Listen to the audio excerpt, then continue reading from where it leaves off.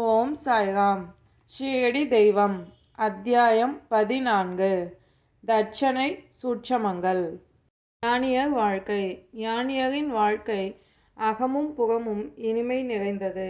அவர்கள் செய்கின்ற ஒவ்வொரு செயலுமே உண்ணல், உறங்கல், நடத்தல், நிற்றல் என அனைத்துமே இனிமை நிறைந்தவை. அவர்களின் பேசும் மொழிகளும் இனிமை மிக்கவை. மானிட உரு பெற்ற அவர்களின் வாழ்க்கை பேரானந்த மயமானது. இதனை தம் அடியவர்களின் நினைவில் கொள்ள சாயியே அவ்வழிமுறைகளை வெளிப்படுத்தினார். மனிதன் ஆற்ற வேண்டிய கடமைகள் மற்றும் செயல்பாடுகளை விளக்கும் விதமாக பல்வேறு கதைகளை தன் அடியவர்களுக்கு பாபா எடுத்துரைத்துள்ளார். அது அவர் பக்தர்களுக்கு உண்மையான மத கோட்பாட்டினை உணர வழிவகுத்தது.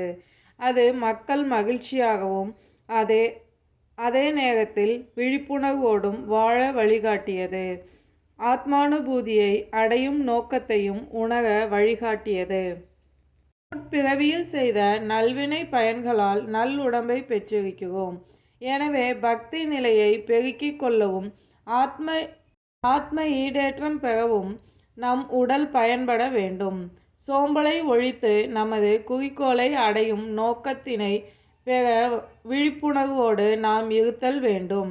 தினந்தோறும் சாயியின் லீலைகளை கேட்க வேண்டும். சாயியை எப்போதும் நினைவூட்டி கொள்வதன் மூலம் நம் மனம் ஸ்திரநிலை மாறாமலும் அலைபாய்ந்து கொண்டிராமலும் இருக்கும். மனம் ஒருநிலைப்படும். ஒருநிலைப்படுத்தி நம் மனதை தியானத்தில் ஈடுபடுத்தும் போது பிரம்மத்தோடு இரண்டர கலக்க அதுவே வழிகோலும். பாபாவின் ஆசி பெற்ற ரத்தன்ஜி வாடியா. நைஜாம் சமஸ்தானத்தை சேர்ந்தது நான்தேடு என்னும் ஊர். அங்கு வசித்து வந்தவர் ரத்தன்ஜி ஷாபுஜி வாடியா. அவர் பார்சியில் கான்ட்ராக்டராகவும் வியாபாரியாகவும் திகழ்ந்தவர். அவருக்கு ஏகப்பட்ட நிலப்புலன்கள், ஆடு, மாடு, குதிரைகள் மற்றும் போக்குவரத்து வசதிகள் என செல்வ செழிப்போடு வாழ்ந்தவர். வெளி தோற்றத்திற்கு வாழ்வில் அவருக்கு எந்த குறையுமே இல்லை என்பது போலவும் மிகவும் மகிழ்ச்சி நிறைந்த ஓர் வாழ்க்கையை வாழ்வது போலவும் தோன்றினாலும் உள்ளுக்குள் மன நிம்மதி இன்றிதான் வாழ்ந்து வந்தார். 1000 செல்வங்கள் ஒருவரிடம் திரண்டிருந்தாலும் ஒரு மழலை செல்வம் இல்லாதவர் வாழ்க்கையில் மகிழ்ச்சி எப்படி இருக்க முடியும்? கடவுள் யாரையுமே அனைத்து செல்வங்களும் நிரம்ப பெற்றவராக படைப்பதில்லை. ஒன்றிருந்தால் ஒன்றிருக்காது என்ற நிலையில்தான் ஆண்டவனின் படைப்பு நிகழ்கிறது. இதுவே இறைவனின் கட்டளை என்று ஏற்றுக்கொள்ள வேண்டியதுதான். ஆனால் அவர் சிறந்த நற்குணத்தினராகவும் தான தர்மங்கள் செய்பவராகவும் ஏதுமற்ற ஏழை மக்களுக்கு உணவு, உடை என தேவைப்படுவனவற்றை வழங்கும் தயாள குணம் நிறைந்தவராகவும் பல வகையிலும் உதவும் குணம் நிறைந்தவராகவும் வாழ்க்கை நடத்தினார். திருமணமாகி நீண்ட நாட்களாகியும் ஒரு வாரிசு இல்லாமல் மிக்க துயரத்தோடு வாழ்ந்தார். குழந்தை செல்வம் இல்லாதவனின் வாழ்க்கை என்பது இறைவனின் புகழை பாடாத கீர்த்தனைகள் போன்றதும், பக்கவாத்தியங்கள் இல்லாத இசை போன்றும், பூணூல் அணியாத பிராமணனின் தோற்றம் போன்றும், தகுந்த நுண்ணறிவில்லாதவனின் கலைஞானம் போன்றும், ஈவு இரக்கமின்றி பல பாவங்கள் புரிபவனின் தீர்த்த யாத்திரை போன்றும் அனைத்து அணிகலன்கள் அணிந்திருந்தாலும் ஒரு அட்டிகை அணியாத நகை அலங்காரம் போன்றும் அவரின் வாழ்க்கை நிறைவற்றதாய், அழகற்றதாய், பயனற்றதாய் ஆகி போகும். ஆண் வாரிசு அற்றவனின் வாழ்க்கை இத்தகைய தன்மையதுதான் என்பது உலகியல் மரபு. இதனையே எந்நேரமும் சிந்தித்து சிந்தித்து பெரும் வேதனைக்குள்ளானார் ரத்தன்ஜி. எந்நேரமும் முகவாட்டத்துடன் காணப்பட்டார். கலகலப்பு இல்லாதவராய் உணவில் கூட நாட்டமின்றி வாழ்ந்து கொண்டிருந்தார். தனக்கு எப்போது குழந்தை பாக்கியம் கிடைக்கும் என அல்லும் பகலும் அதே சிந்தனையோடு காலத்தை ஓட்டி கொண்டிருந்தார். தான் அதிக மதிப்பு வைத்திருந்த தாஸ்கனு மகாராஜிடம் தன் உள்ள கிடக்கையை பகிர்ந்தார். தாஸ்கனு மகாராஜ் அவரை ஷீரடிக்கு சென்று சாயிபாபாவை தரிசிக்கும்படி கூறினார். சாயியின் பாதங்களில் வீழ்ந்து தனக்கொரு குழந்தை செல்வத்தை அளிக்கும்படி மனமுருகி வேண்டிக் கொள்ளும்படி அறிவுறுத்தினார். ரத்தன்ஜிக்கு தாஸ்கனு மகாராஜின் வார்த்தைகள் ஆறுதலை அளித்ததுடன் அவர் சொன்னபடி பாபாவை சரணடைவோம் என முடிவெடுத்து சில நாட்களில் ஷீரடிக்கு புறப்பட்டார். ஷீரடிக்கு சென்று பாபாவை தரிசித்த அவர் பாத கமலங்களில் வீழ்ந்து பணிந்தார். தன் கையில் வைத்திருந்த கூடையிலிருந்து ஒரு பூமாலையை எடுத்து பாபாவின் கழுத்தில் இட்டார். அத்துடன் தான் கூடை நிறைய வாங்கி வந்த பழங்களையும் பாபாவுக்கு சமர்ப்பித்தார். பாபாவின் அருகில் பணிவுடன் அமர்ந்த அவர் பின்வருமாறு வேண்டத் தொடங்கினார். தாங்க இயலாத துன்ப நிலையில் வாழும் பலர் தங்களை நாடி வருகிறார்கள். அவர்களின் தீராத துன்பங்களை எல்லாம் தாங்கள் துடைத்து தீர்த்தருள்கிறீர்கள். இதை அறிந்தே நானும் தங்களின் பாத கமலங்களை சரணடைந்தேன். ஆகவே தயவு செய்து என் தீரா துன்பத்தையும் நீக்கி அருளுங்கள், என்னை கைவிட்டு விடாதீர்கள் என்று மனமுருகி வேண்டினார் ரத்தன்ஜி. அப்போது பாபா ரத்தன்ஜியிடம் அவர் தனக்கு கொடுக்க வேண்டிய 5 ரூபாயை மட்டும் கொடுக்கும்படி கேட்டார். அவரிடமிருந்து ஏற்கனவே தான் 3.14 ரூபாயை வாங்கி கொண்டு விட்டதாகவும் கூறினார். இதனை கேட்ட ரத்தன்ஜி பெருமளவிற்கு குழம்பி போனார். பாபா கேட்டதை அவரால் விளங்கி கொள்ள முடியவில்லை. ரத்தன்ஜியோ பாபாவை இப்போதுதான் முதன்முறையாக தரிசிக்கிறார். அப்படி இருக்கும்போது தான் எப்படி பாபாவிடம் ரூபாய் 3.14 கொடுத்திருக்க முடியும்? ரத்தன்ஜி குழம்பிக் கொண்டிருந்தார். பாபாவின் கூற்று ரத்தன்ஜிக்கு புரியாத புதிராக இருந்தது. எனினும் அவர் பாபா தன்னிடம் கேட்ட 5 ரூபாயை தட்சணையாக கொடுத்தார். தட்சணையை பாபாவிடம் அளித்த ரத்தன்ஜி தன் வேண்டுதலை சொல்லி தனக்கு புத்திர பாக்கியம் அருளும்படி வேண்டிக் கொண்டார். ரத்தன்ஜி கதையை படிக்கும்போது எனக்கு இப்போவே ஒரு விஷயம் தோணுது. என்னன்னா, யாரெல்லாம் குழந்தை பாக்கியத்துக்காக பாபா கிட்ட கேட்டுக்கிட்டு இருக்கீங்களோ அவங்கெல்லாம் 5 ரூபாய் தட்சணை வச்சுட்டு பாபா கிட்ட மனசாக கேளுங்க. அடுத்த வருடம் குழந்தை உங்கள் கையில் இருக்கும். எனக்கு தோன்ற விஷயத்த சொல்லலாமான்னு நினச்சிக்கிட்டு இருக்கப்போ பல்லி சத்தம் கொடுத்துச்சு. அத்தியாயத்தை இப்போ தொடரலாம். ரத்தன்ஜியின் குழப்பம். பாபாவும் அவரின் வேண்டுதலுக்கு உருகி அவரை கவலைப்படாமல் இருக்கும்படி கூறினார். உனது துன்பம் நிறைந்த காலங்கள் முடிவுக்கு வந்துவிட்டன என்று கூறியவராய் ரத்தன்ஜிக்கு மகத்துவம் வாய்ந்த உதியினை அளித்தார். அவரது தலையில் தன் கையினை வைத்து அல்லாஹ் அவரது உள்ள கிடக்கையை பூர்த்தி செய்வார் என்று கூறினார். பாபா சொன்ன இந்த வார்த்தைகள் நமக்கே சொன்ன வார்த்தைகள் மாதிரி இருக்கு. அத்தியாயத்தை தொடரலாம். பாபாவின் ஆசியை பெற்றுக்கொண்ட ரத்தன்ஜி அவரிடம் விடை பெற்று கொண்டு நாந்தேடுவுக்கு திரும்பினார். பாபா தன்னை ஆசீர்வதித்ததையும் உதி அளித்ததையும் ரத்தன்ஜி தாஸ்கனுவிடம் கூறினார். ஆனால் பாபா சொன்ன ஒரு விஷயத்தை மட்டும் விளங்கி கொள்ள முடியவில்லை என்றார். நான் இதுவரை ஷீரடிக்கு போனதில்லை என்றும் பாபா தன்னிடம் தட்சணையாக 5 ரூபாயை கேட்டு பெற்று கொண்டதையும் கூறிய ரத்தன்ஜி, பாபா ஏற்கனவே என்னிடம் ரூபாய் 3.14 வாங்கி கொண்டதாக கூறினார். நான் இதற்கு முன் எந்த தட்சணையையும் பாபாவிடம் கொடுத்ததில்லை. பாபா ஏன் இப்படி என்னிடம் கூறினார் என்பதை என்னால் விளங்கி கொள்ள முடியவில்லை. தயவு செய்து என்னிடம் அதை விளக்குங்கள் என்று தாஸ்கனுவிடம் கூறினார். தாஸ்கனுவிற்கும் அது புரியாத புதிராக இருந்தது. அதை பற்றியே அவரும் நீண்ட நேரம் சிந்தித்து கொண்டிருந்தார். திடீரென தாஸ்கனுவிற்கு ஒரு முறை நடந்த நிகழ்ச்சி ஒன்று நினைவுக்கு வந்தது. சில நாட்களுக்கு முன்னர் மௌலானா சாஹேப் என்ற முகமதிய முனிவர் ஒருவர் அங்கு வந்திருந்தார். ரத்தன்ஜி அவரை வரவேற்று பதற்காக கொஞ்சம் பணம் செலவழித்தார். அது மட்டுமின்றி அவர் நாத்தேட் மக்களுக்கு நன்கு அறிமுகமானவர், அந்த முகமதிய முனிவர். ரத்தன்ஜி ஷீரடிக்கு போக தீர்மானித்த நேரத்தில் அந்த முகமதிய முனிவர் ரத்தன்ஜியை தேடி வந்தார். அவர் மீது அன்பு கொண்ட ரத்தன்ஜி அவரை கௌரவித்து விருந்தளித்தார். அதற்கான செலவு குறிப்புகளை ரத்தன்ஜி எழுதி வைத்திருந்தார். அதை நினைவில் கொண்டு வந்த தாஸ்கனு அவரிடம் இருந்த அந்த செலவு குறிப்புகளை வாங்கி பார்த்தார். அதை கண்ட தாஸ்கனுவுக்கும் மற்றவர்களுக்கும் மிகவும் வியப்பாயிற்று. கொஞ்சம் கூட அதிகப்படியாகவும் இல்லாமல் குறையவும் இல்லாமல் சரியாக அத்தொகை 3.14 என அதில் குறிப்பிட்டிருந்தது. அனைவரும் அதை கண்ணுற்றதும் ஆச்சரியத்தில் செயலிழந்தனர். பாபா ஷீரடியில் வாழ்ந்தாலும் ஒரு சர்வ வியாபியாய் சர்வாந்தரமியாய் ஷீரடியில் இருந்து நெடுந்தொலைவில் நடக்கும் அனைத்தையும் அறியக்கூடியவர் என்பதை பக்தர்கள் உணர்ந்து கொண்டனர். தாஸ்கனு கூறிய விளக்கத்தால் ரத்தன்ஜி தன் குழப்பம் தீர்ந்தார். தாஸ்கனுவின் விளக்கத்தால் ரத்தன்ஜிக்கு திருப்தியுற்றது.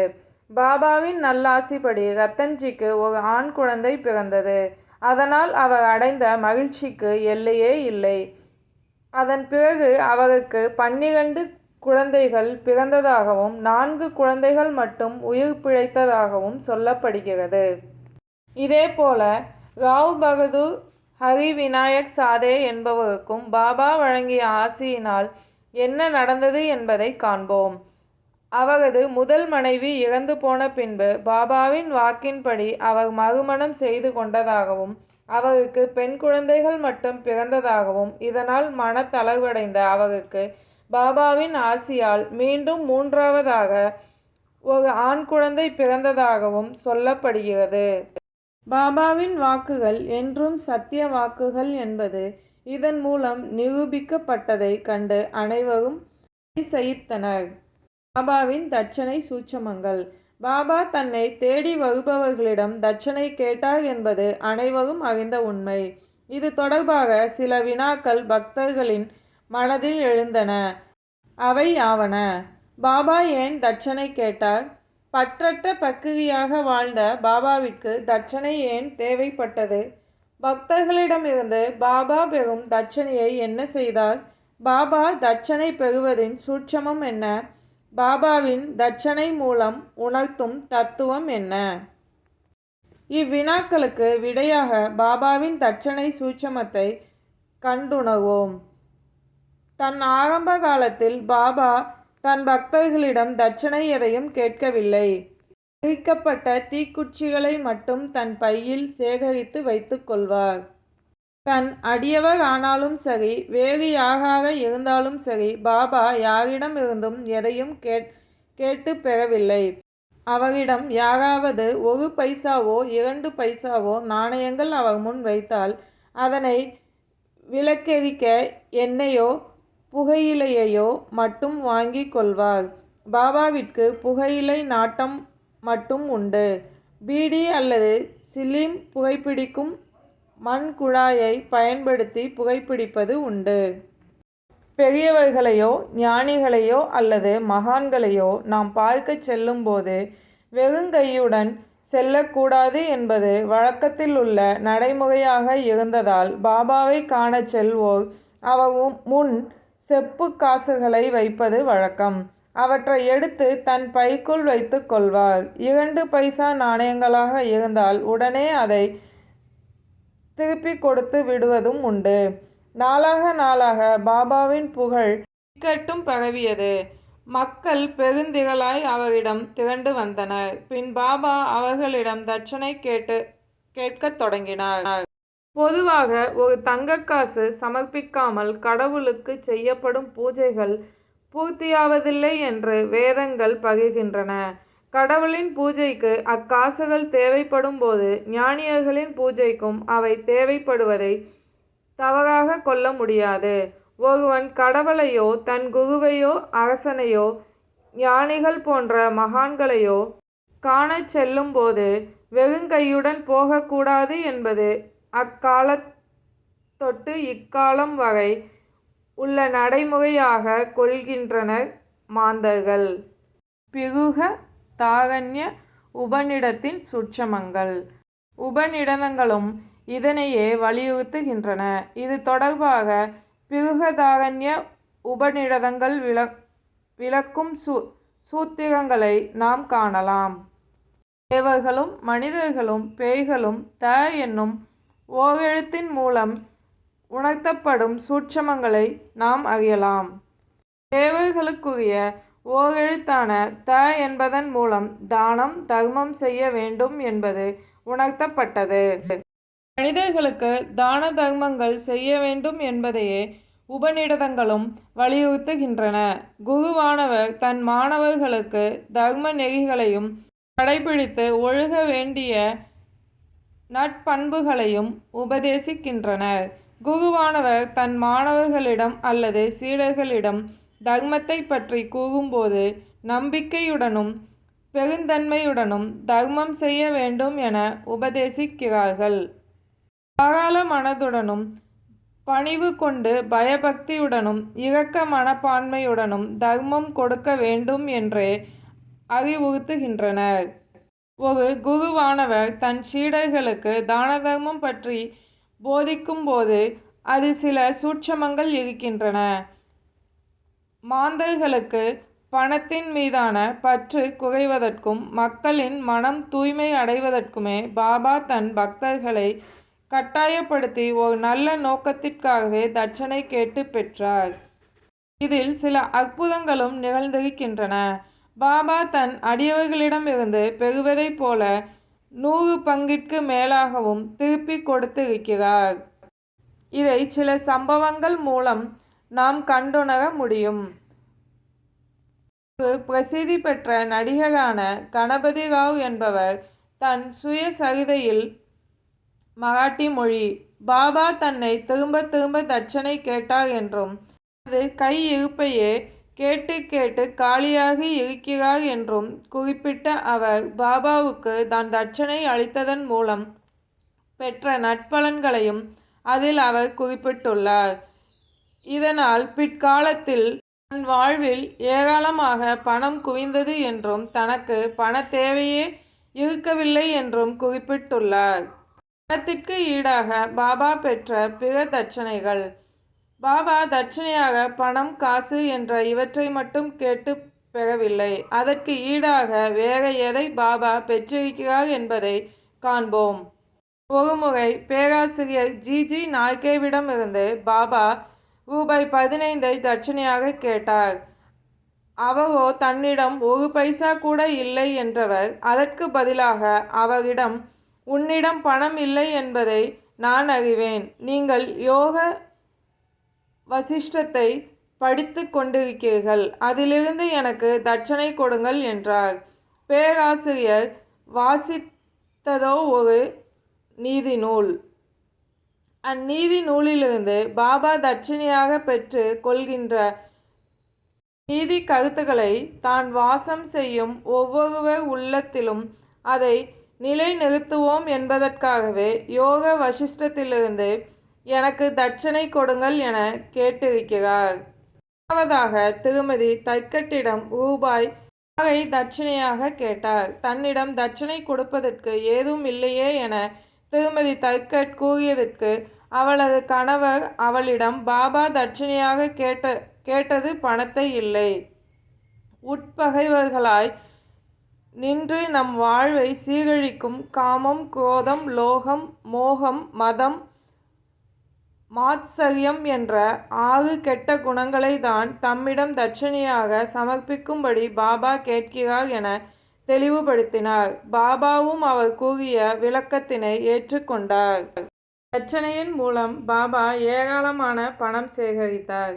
சேகரித்த அவ்வளவு பணத்தையும் அதே நாளில் இல்லாதவர்களுக்கும் அவர் கொடுக்க வேண்டும் என நினைப்பவர்களுக்கும் பகிர்ந்தளித்து விடுவார்.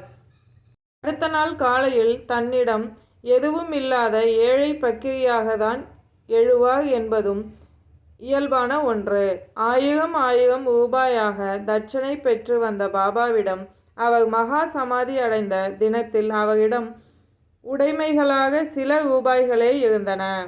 ஒருவரிடம் இருந்து பாபா தட்சணை பெறுவதன் நோக்கம் அவருக்கு பணத்தின் மீதுள்ள பற்றினை குறைத்து துறவு நிலையின் பற்றற்ற நிலையின் மகத்துவத்தை உணர்த்துவதற்கும் மாசற்ற மன தூய்மை அடைவதற்குமான வழிகளை காட்டுவதற்குமே ஆகும். பாபாவின் தட்சணை பற்றிய மேலும் சில தகவல்கள். பாபாவின் பெரும் அடியவர்களில் ஒருவராகிய பி.வி. தேவ் ஓய்வு பெற்ற மம்மல்தார். பாபாவின் தட்சணை பற்றிய மேலும் சில செய்திகளை சாயி லீலா சஞ்சிகையில் குறிப்பிட்டுள்ளார். பாபா எல்லோரிடமும் தட்சணை கேட்பதில்லை. அவர் கேட்காமல் அளிக்கப்படும் தட்சணைகளை சில நேரம் ஏற்றுக்கொள்வார், பல நேரம் ஏற்றுக்கொள்வதில்லை. சில குறிப்பிட்ட அடியவர்களிடம் மட்டுமே அவர் தட்சணை கேட்பார். சில குறிப்பிட்ட காரணங்களை மனதில் எண்ணிக்கொண்டு பாபா அதற்காக தட்சணை கேட்க வேண்டும், அவர் கேட்ட உடனே அதனை தர வேண்டும் என நினைப்பவர்களிடம் அவர் கேட்டதே இல்லை. பாபாவின் விருப்பத்திற்காக மாறாக சமர்ப்பிக்கப்படும் தட்சணைகளை பாபா கொடுவதில்லை. அந்த அடியவர் மீறி வைத்தாலும் அதை அவர்களே எடுத்து கொள்ளும்படி கூறிவிடுவார். பக்தர்களின் பக்திக்கு ஏற்ப அவர்களின் விருப்பத்திற்கும் சௌகரியத்திற்கும் ஏற்பவே சிறிய தொகையினையோ அன்றி பெரிய தொகையினையோ கேட்டு பெறுவார். பெண்களிடமும் குழந்தைகளிடமும் கூட அவர் தட்சணை பெறுவதுண்டு. செல்வந்தர்களோ ஏழைகளோ அவர் எல்லோரிடமும் தட்சணை பெறுவதில்லை. அதுபோல் பாபா தட்சணை கேட்டும் தகாதவர்களிடம் கோபப்படுவதும் இல்லை. ஆனால் யாரேனும் தட்சணையை நண்பர் மூலமாகவோ அல்லது வேறு நபர்கள் மூலமாகவோ பாபாவிடம் கொடுக்கும்படி கொடுத்தனுப்பிய தட்சணையை ஒருவேளை அவர்கள் கொடுக்க மறந்து விட்டார்களேயானால் பாபா அதை அவர்களின் நினைவுக்கு கொண்டு வந்து எப்படியும் அவர்கள் கொடுக்கும்படி செய்து விடுவார். தட்சணையாக பெறப்படும் தொகையில் கொஞ்சம் தொகையை திருப்பிக் கொடுத்து பாதுகாத்து வைக்கும்படி கூறுவார். சில நேரங்களில் வழிபாட்டிற்கு பயன்படுத்தி கொள்ளும்படியோ அல்லது பூஜை அறையில் வைக்கும்படியோ கேட்டுக்கொள்வார். பாபாவிடம் தட்சணை கொடுத்தவர்கள் எல்லையற்ற நன்மைகளை அடைந்தார்கள். சிலர் தான் கொடுக்க நினைத்ததை விட அதிகமாக கொடுக்கும் தருணத்தில் பாபா அந்த அதிகப்படியான தொகையை திருப்பி அளித்து விடுவார். சிலரிடம் தாங்கள் கொடுக்க நினைத்ததை விட அதிகமாகவும் கேட்பார். அவர்களுக்கு அந்த அளவிற்கும் பணம் இல்லை என்றாலும் கூட பிச்சை எடுத்தோ அல்லது கடன் வாங்கியோ அளிக்கச் சொல்வார். ஒரு சிலரிடம் ஒரே நாளில் 3 அல்லது 4 முறை கூட தட்சணை கேட்பதுண்டு. தட்சணையாக பெறும் பணத்திலிருந்து அவர் தமக்காக செலவு செய்து கொள்வது சிலிம் என்ற புகைக்குழாய் வாங்குவதற்கும் துணி என்னும் புனித அடுப்பிற்கு எரிபொருள் வாங்குவதற்கும் மட்டுமே. மற்றபடி மீதமுள்ள பணம் முழுவதும் பல்வேறு மனிதர்கட்கும் பல்வேறு விதமாக தர்மமாக பகிர்ந்து கொடுத்து விடுவார். ஷீரடி சமஸ்தானத்திற்கு தேவைப்படும் பொருட்கள் கூட ராதாகிருஷ்ண மாயியின் வேண்டுகோளின்படி சில பணக்கார அடியார்களால் வாங்கி அளிக்கப்பட்டவையே. விலை மதிப்புள்ள பொருட்களை யாரேனும் ஷீரடி சமஸ்தானத்திற்கு கொண்டு வந்தால் பாபா சீற்றமடைவார், அவர்களை கடிந்து கொள்வார். அவர் ஒருமுறை நானா சாஹிப் சந்தோர்கரிடம், எனது உடைமைகள் என்பவை ஒரு கௌபீனம், ஒரு துண்டு, ஒரு கஃப்னி, ஒரு தகர குவளை மட்டுமே என்று கூறியிருக்கிறார். ஆனால் பலர் தேவையற்ற பயனற்ற விலையுயர்ந்த பொருட்களை எல்லாம் வாங்கி வந்து தன்னை தொல்லைப்படுத்துவதாகவும் பாபா கூறியுள்ளார். பெண்ணும் செல்வமும் நமது பரமாத்திக ஆன்மீக வாழ்வுக்கு பெரும் தடங்கலாக இருப்பவை பெண்ணும் செல்வமும், அதாவது பெண்ணாசையும் பணத்தாசையும் என்பது பாபாவின் கோட்பாடு. அதை கண்டறிய பாபா 2 முறைகளை செயல்படுத்தினார். தட்சணை கேட்டு பெறுதல், ராதாகிருஷ்ண மாயியின் வீட்டிற்கு போக சொல்லுதல் என்ற 2ஐயும் கொண்டு பக்தர்களின் மன திடப்பத்தை தேர்வு செய்தார் பாபா. பணச்சபலமோ பெண் சபலமோ இல்லாதவர்கள் என தங்களை தெளிவுபடுத்திக் கொள்பவர்களை பாபா இத்தேர்வுகள் மூலம் கண்டுணர்ந்தார். பணத்தின் மீதான ஆசையும் பெண்ணின் மீதான ஆசையையும் துறந்தவர்களே ஆன்மீகத்தில் முன்னேற்றம் காண்பவர்கள் என பாபாவால் உறுதி செய்யப்பட்டது. கீதை மற்றும் உபநிஷதங்களில் உள்ள சில ஸ்லோகங்களின் மூலம் புண்ணிய க்ஷேத்திரங்களுக்கு சென்று புண்ணிய ஆத்மாக்களுக்கும் செய்யப்படும் தர்மமானது கர்மங்கள் செய்தவர்களுக்கு அதிக பலன் அளிக்கிறது என்பதனை பி.வி. தேவ் அவர்கள் எடுத்துக்காட்டி உள்ளார். புனித க்ஷேத்திரமான ஷீரடியும் அதில் உறையும் தெய்வமுமாக சாயிபாபாவையும் விட புனிதமானது வேறொன்றும் இல்லை. ஓம் சாய்ராம். 14வது அத்தியாயம் நல்லபடியாக முடிச்சிட்டோம். சாயின் வார்த்தைகள் மீது நம்பிக்கை வைப்போம்.